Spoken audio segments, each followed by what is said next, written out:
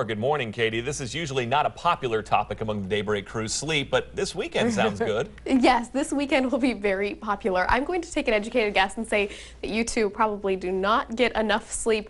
I talked to a physician at Methodist yesterday, and she said that adults are supposed to get between 7.5 and 8.5 hours of sleep every single night. For teens, it's even more. We're talking about 8.5 to 9.5 hours. Now, as this time shift happens, we can try to keep up with our normal pattern, but our bodies are still going to react to the change in daylight. This is especially important for kids, that we try to moderate their what's happening outside their factors, to try to help them regulate their sleep schedule. If you start to dim the lights earlier in the evening, that melatonin will start to build up. They'll get a little bit tired more early on. And making sure they're not taking naps in the afternoon if they don't have to. Build up that tiredness until it's time to go to bed. All right, so right here we have some of the things that are big problems when it comes to all of our sleep schedules.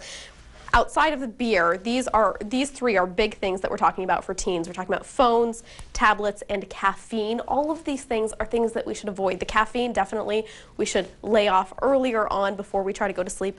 But when we're talking about anything that has a screen, computers, tablets, phones, we want to get rid of those, get those out of our bedrooms.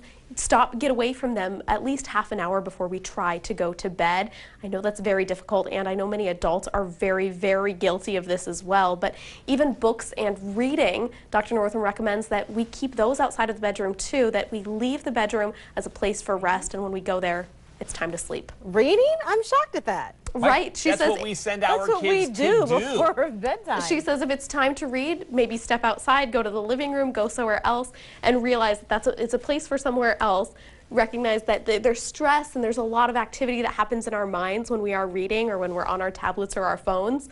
And when we get to our bedroom, we want to just turn everything off, turn our minds off. Yeah, I'm going to stick with what we're going with, but cool. I like a lot of the other stuff. Yeah, I do too. If it's working for your kids, then maybe keep it up. All right, Thanks, Katie.